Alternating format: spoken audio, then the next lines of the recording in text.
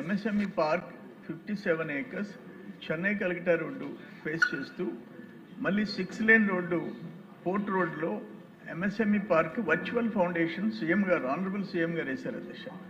దానికి ఇప్పటికి 8 months అయింది. ఒక స్టే తెచ్చాడు బారేశారు అధ్యక్ష. ఒక బినామీ కంపెనీ, ఆనాటి మంత్రి ఒక బినామీ కంపెనీ ఏర్పాటు చేసుకున్నారు, అది మనం క్యాన్సిల్ చేశాము.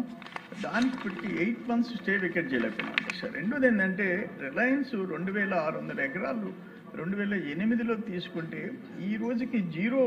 నేనేమంటాను, ఒక్క ఉదాహరణకి 1,87,000 పుట్లు, మాకు 870 kg పుట్టి ఇప్పుడు వదిలేసి ఉంటే అది డెల్టా ఏరియా, ఎకరాకి 4 పుట్లు, 1,87,000 పుట్లు వచ్చిండేవి. 374 కోట్లు వాల్యూ ఆఫ్ పంట వచ్చిండేది. వేల మంది లక్షల మంది కూలీలు పనిచేసిండేవాళ్ళు. 2660 acres ముతుకూరు మండలం కృష్ణపట్నం దగ్గర ఖాళీగా ఉంది.